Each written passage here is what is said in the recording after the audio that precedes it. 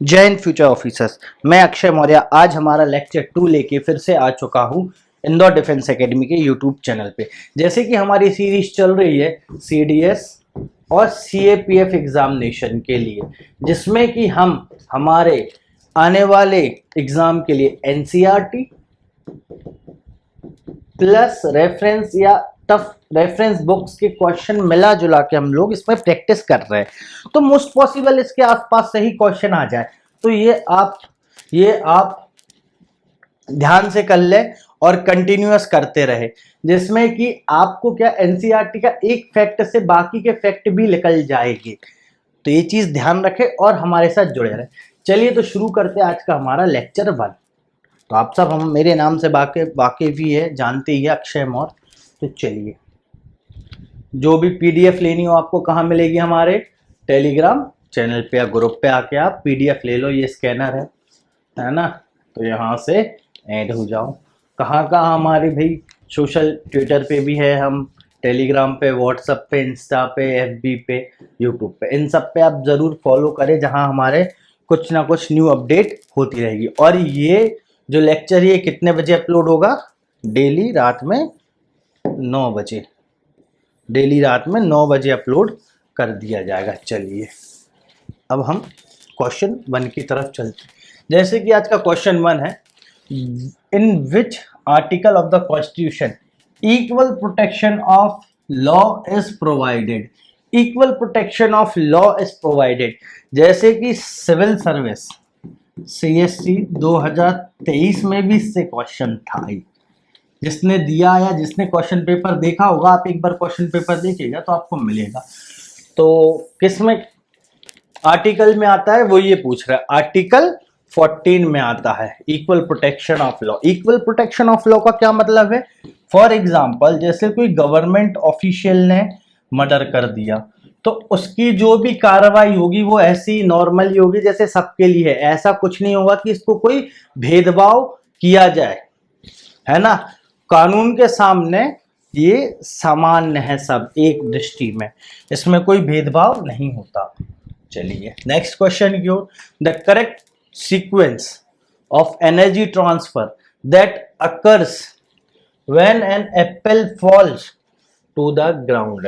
अब भाई एप्पल जमीन पे गिर रहा है तो कौन सी होगी बताओ? ऑप्शन पढ़ते, gravitational potential energy, heat energy to air, kinetic energy, heat energy to ground and apple sound energy. अरे साउंड देखते हैं। Gravitational potential energy, sound energy, kinetic energy, heat energy to air, heat energy to ground and apple. नहीं भाई, ठीक है, option C gravitational potential energy, ठीक है। Kinetic energy, इधर साउंड पहले नहीं होगा, इधर ये काट दो। काइनेटिक एनर्जी से ही तो जनरेट होगी हीट एनर्जी, ठीक है, ये भी सही है। अब heat energy to ground spelling mistake है, ग्राउंड एंड एप्पल, ठीक है। और फिर साउंड, सबसे पहले ग्रेविटेशनल फोर्स से पेड़ से नीचे गिरेगा, काइनेटिक एनर्जी होगी, जिससे हीट एनर्जी होगी टू एयर में, ठीक है। फिर हीट एनर्जी से क्या होगा? ग्राउंड आएगा, एप्पल जमीन पे जैसे ही घलेगा तो क्या होगा? साउंड एनर्जी होगी। तो option C will be the correct answer, ठीक है। यहां से हमने ये चीज समझ ली। चलिए next question, which of the following range is most recent one? सबसे नई या सबसे जवान रेंज कौन सी? अरावली नहीं, ओल्डेस्ट है। विंध्याचल भी नहीं है। ईस्टर्न घाट है, ईस्टर्न घाट बताओ रेंज है? देखो एलिमिनेट कर लो ना, तो the Himalayas, Himalayas young fold mountain. और वर्ल्ड में कौन सी दूसरी, मतलब एक और यंग फोल्ड माउंटेन है जो आपको कमेंट बॉक्स में जिसका आंसर हमें बताना है, ठीक है। तो option C will be the right answer. चलिए नेक्स्ट क्वेश्चन क्यों चलते हैं आज के। Which one of the following is not true with the reference? Which one of the following is not true in reference to air mass?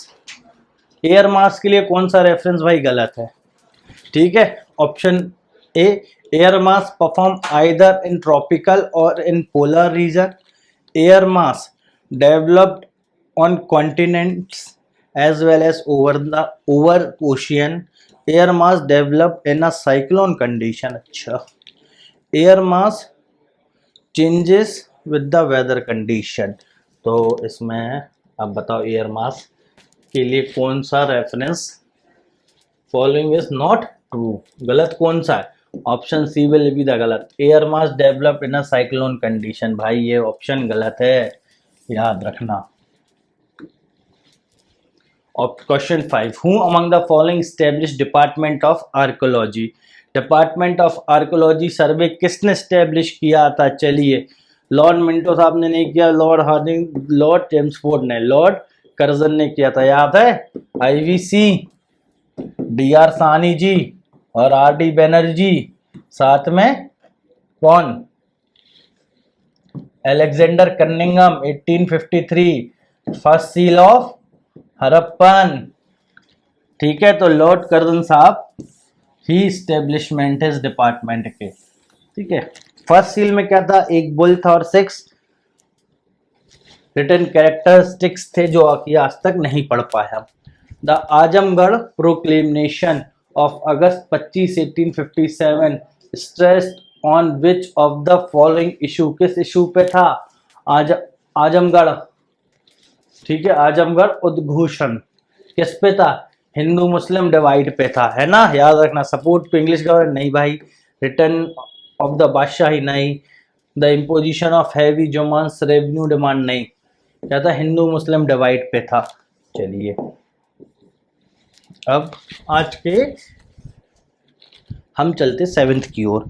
क्या है? Which of the following is a organic acid? देखिए, organic acid ये NCERT से ही तो है सारे questions.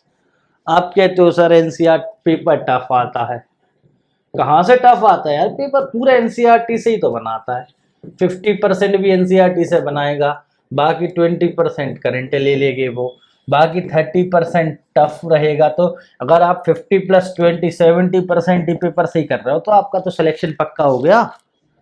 पर आप फोकस ही नहीं करते, आप फोकस गलत चीजों पे कर लेते हो। चलिए देखते, which of the following is an organic acid? Hydrochloric acid नहीं है भैया, नाइट्रिक एसिड भी नहीं है, सल्फ्यूरिक एसिड भी नहीं है, कौन सा है? एसिटिक एसिड है ऑर्गेनिक एसिड। ठीक है, चलिए 8, in which state Halam Noatia tribes are mainly seen? अभी ट्राइब्स वाले क्वेश्चंस आजकल बहुत ट्रेंडिंग में है, तो कहाँ है? महाराष्ट्र नहीं है भाई, केरल में नहीं है, छत्तीसगढ़ में नहीं है। Option C will be the correct answer, Tripura, Tripura में है भाई।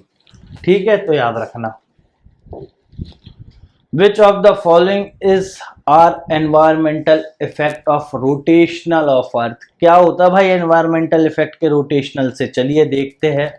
डेली और diurnal rhythm in day and night and air temperature, ना बाबा। Follow path of both are air and water are turned consistently in a sideward direction, नहीं बाबा। The movement of the tides, हाँ ये है। तो ऑप्शन 3 अकेला सही है, इसमें कहाँ गिवन है? ऑप्शन डी में। Only 3 will be the correct answer. ठीक है, चलिए, हु एक्सपेक्ट ओनली प्रेसिपिटेशन? प्रत्यक्ष प्रमाण को कौन स्वीकार करता है? कौन करता है? हमने पढ़ा है, इसमें स्पेलिंग गलत है, बुद्ध। प्रत्यक्ष प्रमाण को कौन स्वीकार करता है? बुद्ध करते हैं। ठीक है, अब बुद्ध के बारे में कुछ जानना हो, क्या जानना? बोधि गया,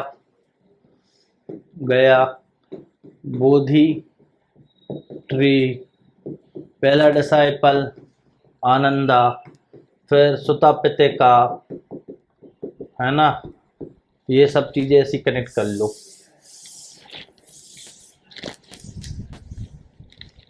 What is Jaduguda known for? Jaduguda किस चीज के लिए जाना जाता है? यूरेनियम डिपॉजिट, है ना। अभी हमें लिथम मिला है, कहाँ मिला है? जम्मू कश्मीर में मिला है। जम्मू कश्मीर में के किस डिस्ट्रिक्ट में मिला है, ये आपके लिए क्वेश्चन छोड़ दिया। ठीक है, तो जादूगोड़ा किस चीज के लिए जाना जाता है? यूरेनियम डिपॉजिट के लिए, option D. Geostationary satellite revolves at, geostationary satellite कहाँ रिवॉल्व करती है? एट फिक्स्ड हाइट पे रिवॉल्व करती है जियो स्टेशनरी सैटेलाइट। ऐसा नहीं है कि उसको कहीं भी अपन कुछ भी कर दे, ठीक है। During those region did the Moroccan travels Ibn Battuta visit at the India, किसके समय पे? तो सभी को पता है, मोहम्मद बिन तुगलक के टाइम पे इब्न बतूता इंडिया आए थे, है ना। नाट is a famous with the name of which tribe, अब नाट की ये क्वेश्चन बहुत आते हैं। नाट का फेमस किस ट्राइब का नाम है? तो ऑप्शन बी, भरता। भरता ट्राइब जो है, या भतरा ट्राइब जो है वो उसका क्या है? एक और नेम, नाट is the famous with the name of which tribe, नाट किसके नाम से प्रसिद्ध है? व्हाट डस नानकन तुर्रा बुल्का बुल्का के पार बंदिया सिग्निफाइज, क्या है? ठीक है, किससे कनेक्ट है? ऑप्शन सी, होए से। ठीक है, याद रखना। Which one of the following is not a west following river, मतलब ईस्ट वेस्ट इस साइड नहीं आती, है ना। पंबा भी जाती, भरपूजा भी, पंबा भी, ये भी, तो ये क्या बचा? Not a west flowing river. Tamraparni, Tamraparni west flowing river नहीं है ना। और कौन सी है साथ साथ? Narmada which is the not a west flowing river, Tamraparni नहीं है। इनके अलावा कौन सी है? नर्मदा और ताप्ती, ये दो नाम और याद रख लो। River Sharda drain in the northern plains of Uttar Pradesh before entering in the plains of Sarda is known as काली, भाई काली के नाम से जानी जाती है उसके पहले, ठीक है। भागीरथी, है ना। पिंडारी, ये तो आपको पता ही है। Who among the following historian have described the Quit India movement as a spontaneous revolution, ठीक है। अब भाई किसने बोला है? एफ जी हस्चन ने बोला है। एफ जी हस्चन ने बोला है कि भाई क्विट इंडिया मूवमेंट जो है स्टेपनियस या स्वतः प्रवर्तित क्रांति है ना। क्विट इंडिया मूवमेंट आपको याद है कब हुआ? बताना कमेंट बॉक्स में। The SI international system of unit of length is, कौन सी यूनिट है एसआई की? मीटर में रहती है ना। Light year is an a unit of measurement of very large distance, भाई अपन बात करते ना अर्थ से सैटर्न की दूरी कितने लाइट ईयर्स है, या हमारी गैलेक्सी से दूसरी गैलेक्सी की दूरी कितने लाइट ईयर्स है, तो ये क्या है? वेरी लॉन्ग डिस्टेंस को काउंट करता है। अब देख लो, आज अपन ने जो इतने सारे जो क्वेश्चन करे, सारे कोई भी क्वेश्चंस करे, कितने 20 क्वेश्चंस करे आज हमने। इस 20 क्वेश्चन का सारा बेस कहाँ से है? एनसीईआरटी से। कोई टफ क्वेश्चन नहीं है। और एनसीईआरटी किस क्लास की? 6 to 12 की। अब बताओ, ये अपन नहीं पढ़ पा रहे, पढ़ना तो पड़ेगा भाई, चाहे कोई हो। इस बार CAPF प्लस CDS और कोई भी डिफेंस एग्जाम है, वनडे एग्जाम, कोई भी वनडे एग्जाम जो आप दे रहे हो, चाहे ऑल स्टेट PCS हो, है ना, चाहे SSC हो, चाहे NDA हो, जितने भी वनडे एग्जाम है उनके सारों के लिए हमारी ये जो सीरीज है वो काम की है ना। इसलिए डाइवर्ट मत हो, भटको मत, फोकस रहो, साथ में जुड़े रहो, रोज रात 9 बजे मिलो और बताओ ये सीरीज कैसी लग रही है। चलिए तो फिर हम वाइंड अप करते अपनी सीरीज को। जय हिंद सभी को, जय हिंद फ्यूचर ऑफिसर्स, अपना ध्यान रखें, थैंक यू।